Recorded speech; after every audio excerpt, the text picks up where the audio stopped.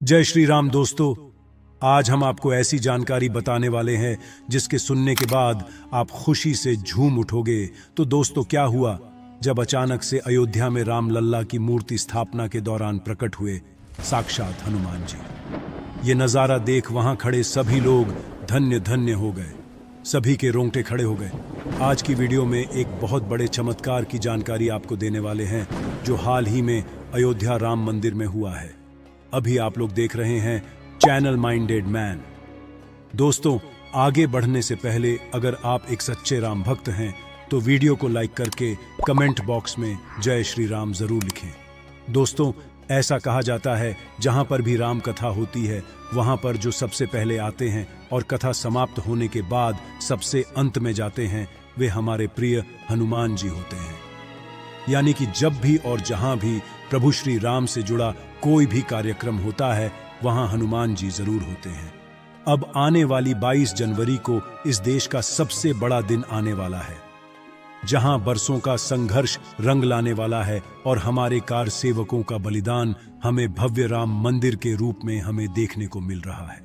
ऐसे में आगामी 22 जनवरी को होने वाली प्राण प्रतिष्ठा से पहले अयोध्या में कई सारे चमत्कार देखने को मिल रहे हैं। लेकिन अब जब इतना बड़ा प्राण प्रतिष्ठा का समारोह अयोध्या में होने जा रहा है तो इस बात की तो गारंटी है कि किसी न किसी रूप में हनुमान जी वहां पर जरूर मौजूद होंगे। और वही एक बड़ा चमत्कार अब अचानक से अयोध्या में देखने को मिला है। 22 जनवरी को होने वाले बहुप्रतीक्षित कार्यक्रम से पहले अयोध्या में 7 दिन के वैदिक अनुष्ठान शुरू हो गए हैं। जैसे जैसे प्राण प्रतिष्ठा का दिन नजदीक आ रहा है, राम भक्तों का उत्सुकता बढ़ रहा है। करीब 500 साल बाद राम लला का गृह प्रवेश हुआ है। भारी सुरक्षा के बीच मूर्ति मंदिर परिसर में लाई गई। हनुमान गढ़ी के सामने सैकड़ों श्रद्धालु सड़क के दोनों तरफ खड़े रहे। भारी पुलिस बल और दर्जनों गाड़ियां मूर्ति वाले ट्रक के साथ चलती रही। मौके पर मौजूद श्रद्धालु इस मौके पर भावुक हो गए। जैसे ही मूर्ति को राम मंदिर में लाया गया, सभी लोग एक स्वर में घर पहुंच गए। प्रभु राम अपने आंगन में पहुंच गए। राम का जय घोष करने लगे। राम लल्ला की मूर्ति को गर्भगृह में स्थापित किए जाने की प्रक्रिया चालू है। इसी बीच अरुण योगीराज ने एक 51 इंच की मूर्ति घड़ी है, उसे मंदिर परिसर के अंदर लाया गया जिसका वजन 150 से 200 किलो है। रामलला की मूर्ति को गर्भगृह में बने आसन पर रख दिया गया। कारीगरों ने मूर्ति को आसन पर खड़ा किया। इस प्रोसेस में 4 घंटे लगे। लेकिन इस पूरी प्रक्रिया के दौरान एक सबसे बड़ा चमत्कार यह दिखा कि जब कार्यशाला से राम मंदिर में ट्रक के माध्यम से रामलला की मूर्ति लाई जा रही थी तब पूरे मार्ग में ट्रक के साथ साथ एक बंदर चलता हुआ दिखाई दिया। जिस जिस दिशा में ट्रक जाता वह बंदर भी उस दिशा में साथ चलता रहता। सभी भक्त यह नजर अपनी आंखों से देख रहे थे और उस बंदर को साक्षात हनुमान जी का अवतार मान रहे थे। जय श्री राम जय हनुमान के जय कर लग रहे थे।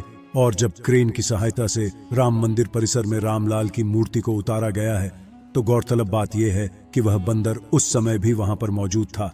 और जब सभी मजदूरों की सहायता से मूर्ति को गर्भगृह के अंदर खड़ा किया जा रहा था तो वह बंदर राम लल्ला की उस मूर्ति को ऐसे निहार रहा था मानो साक्षात श्री हनुमान वहां उपस्थित हों। ऐसा कहा जा रहा है मंदिर में पहली बार राम लल्ला की मूर्ति स्थापित करने के पश्चात वह बंदर अचानक ही कहीं अंतर्ध्यान हो गया। इसी चमत्कार पर सभी राम भक्त कमेंट बॉक्स में जय श्री राम जय हनुमान जरूर लिखें। अब दोस्तों, आप सभी के मन में एक सवाल जरूर आ रहा होगा, आखिर राम मंदिर के गर्भगृह में इस नई मूर्ति को स्थापित किया जाएगा तो आखिर रामलाल की उस मूर्ति का क्या होगा जो 1939 में मस्जिद के गुंबद के नीचे से प्रकट हुई थी। आचार्य सत्येंद्र दास रामलला विराजमान को सबसे ज्यादा अहम बताते हुए कहते हैं, नए वाले भगवान राम का तो भव्य मंदिर बन ही गया है लेकिन ज्यादा महत्व इन्हीं 1939 वाले रामलला का है। कोर्ट ने इन्हीं रामलला विराजमान के आधार पर फैसला दिया कि यही राम जन्मभूमि है। इसी के बाद मंदिर बनना शुरू हुआ। आचार्य सत्येंद्र दास बताते हैं, आप जानते हैं कि जितना विवाद हुआ है और जो कोर्ट में मुकदमा लड़ा गया वह पहले से मौजूद रामलला विराजमान के नाम से लड़ा गया।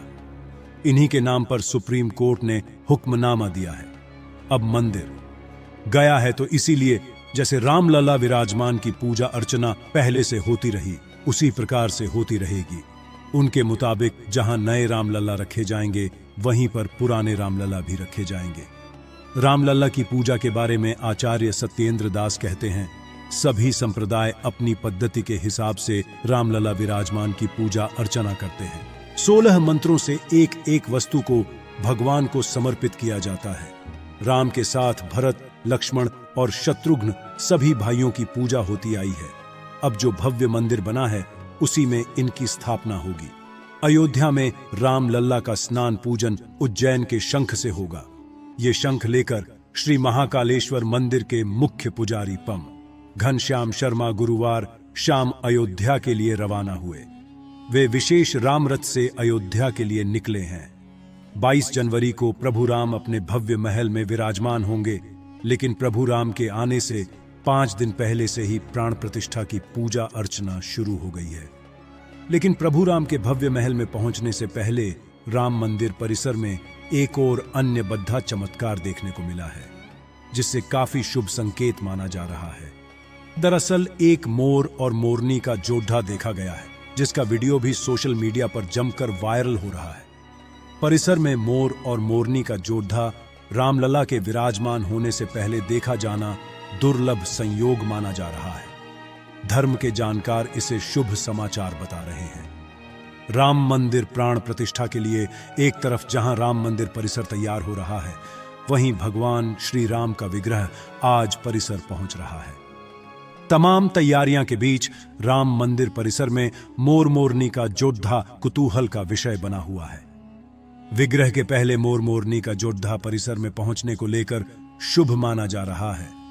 श्री राम जन्मभूमि पर नवनिर्मित दिव्य भव्य गर्भगृह में भाइयों सहित श्री राम लल्ला सरकार के विराजमान होने से पूर्व राष्ट्रीय पक्षी मोर और मोरनी की युगल जोधी का दिखना संपूर्ण सनातनियों के लिए ही नहीं, बल्कि उन सभी के लिए अत्यंत शुभ सिद्ध होगा जिनके हृदय में श्री राम लल्ला सरकार की प्राण प्रतिष्ठा महाउत्सव की प्रसन्नता व्याप्त है। भारतीय सनातन संस्कृति और इतिहास के पन्ने पलटते रहे और बार बार राम जन्मभूमि स्थान पर विध्वंस और निर्माण के साथ साथ रामलल्ला की मूर्तियां भी बनती और बदलती रहीं। राम जन्मभूमि मंदिर में रामलल्ला की मूर्ति की कहानी बद्धी दिलचस्प है। आपको जानकर हैरानी होगी कि भव्य मंदिर में स्थापित हो रही रामलल्ला की यह मूर्ति अयोध्या में राम जन्म स्थान पर स्थापित होने वाली चौथी मूर्ति होगी। आप जरूर जानना चाहेंगे कि रामलल्ला की बाकी की 3 मूर्तियों का इतिहास क्या है।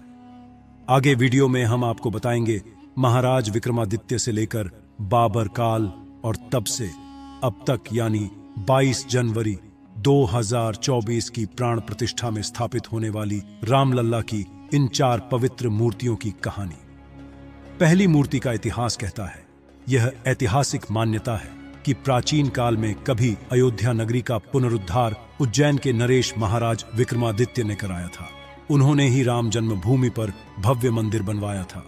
16वीं सदी की शुरुआत में मुगलों ने जब अयोध्या पर आक्रमण किया, तब राम जन्मभूमि के उस प्राचीन मंदिर में प्रभु श्री राम का जो विग्रह यानी मूर्ति स्थापित थी, मौजूदा समय में वह अयोध्या में ही स्वर्ग द्वार मोहल्ले में स्थित महाराष्ट्रियन परंपरा के काले राम मंदिर में आज भी विराजमान है।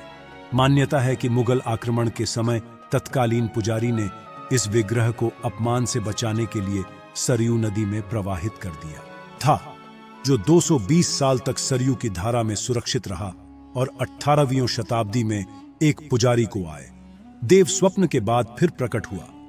करीब 500 साल पहले यानी साल 1527 में जब बाबर के सिपह सालार मीर बाकी ने अयोध्या में राम जन्मभूमि पर मंदिर तोड़कर मस्जिद बनाई, तो उस वक्त तक वहां महाराज विक्रमादित्य द्वारा स्थापित राम मूर्ति थी। यह मूर्ति तब टीकमगढ़ के ओरछा राजमहल में चली गई। मुगल आक्रमण से बचाने के लिए ओरछा की महारानी अयोध्या आकर यह मूर्ति ले गई। दूसरे मूर्ति का इतिहास कहता है कि आजादी के 2 साल बाद यानी साल 1939 में शुरू होता है। 22 और 23 दिसंबर 1939 की रात विवादित ढांचे में रामलला की मूर्ति देखी गई। भये प्रकट कृपाला दीन दयाला। कौशल्या हितकारी के भजन के शोर से पूरी अयोध्या नगरी गूंज उठी।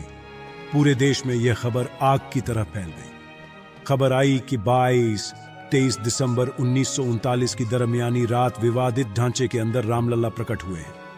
आसपास के कई गांवों में लोगों तक यह संदेश पहुंच गया कि रघुकुल कुलभूषण बाल रूप में जन्मभूमि स्थान मंदिर के गर्भगृह में पधार चुके हैं। सुबह जब पुलिस वहां पहुंची तो सैकड़ों राम भक्तों की भीड़ जमा हो चुकी थी, जो दोपहर तक बढ़कर 5000 से ज्यादा तक पहुंच गई।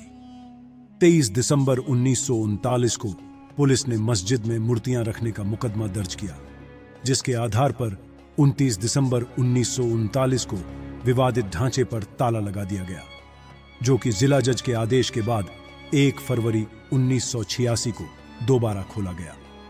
यहीं से राम मंदिर आंदोलन को नई ऊर्जा मिली। तीसरी मूर्ति का इतिहास कहता है वरिष्ठ पत्रकार हेमंत शर्मा, जो बाबरी विध्वंस के दिन खुद उस जगह मौजूद थे, अपनी किताब युद्ध में अयोध्या में लिखते हैं 6 दिसंबर 1992 को कार सेवा के लिए अयोध्या में जुटी भीड़ अचानक बाबरी ढांचे को तोड़ने में जुट गई। 3:45 बजते बजते विवादित ढांचे का बायां गुंबद गिर गया। बीच का मुख्य गुंबद 4:40 पर नीचे आया। ढांचा गिरते ही कारसेवकों की पूरी ताकत मलबे को समतल बनाने में लग गई, ताकि वहां फिर से रामलला को जल्दी से जल्दी स्थापित किया जा सके। कारसेवकों ने ढांचे का मलबा पीछे खाई में गिराया और जमीन को समतल करने के काम में लग गए। आनन फानन में राजा अयोध्या ने अपने घर से रामलला की मूर्तियां भिजवाई, जो उनकी दादी ने इसी काम के लिए अपने घर में एक अस्थाई मंदिर बनवाकर उसमें रखी थी। और रामलला की चौथी मूर्ति की कहानी तो हम सभी जानते हैं। अयोध्या में भगवान राम का भव्य मंदिर बनकर तैयार है। उसमें स्थापित हो रही रामलला की मूर्ति इतिहास में चौथी मूर्ति होगी। ये बाल रूप में होगी। इसमें भगवान राम 5 साल के बालक के रूप में धनुष और बाण पकड़े हुए होंगे। ये मूर्ति 51 इंच ऊंचाई वाली होगी। राम मंदिर में प्राण प्रतिष्ठित के लिए नेपाल के शालिग्राम से लेकर मैसूर और राजस्थान तक से पत्थर मंगाए गए। 3 मूर्तियों का निर्माण कराया गया। रामलला की पहली मूर्ति गणेश भट्ट ने बनाई है, दूसरी सत्यनारायण पांडे ने और तीसरी प्रतिमा अरुण योगीराज ने बनाई है। इनमें से फाइनल की गई 2 मूर्तियां स्थापित हो रही हैं। जिस प्रतिमा की गर्भगृह में प्राण प्रतिष्ठा होने वाली है, उसे चल या उत्सव नाम दिया गया है। अरुण योगीराज की बनाई मूर्ति अंदर मुख्य मंदिर के गर्भगृह में स्थापित हो रही है। आशा करते हैं दोस्तों, हमारी आज की वीडियो से आपको राम मंदिर का इतिहास जानने को मिला होगा।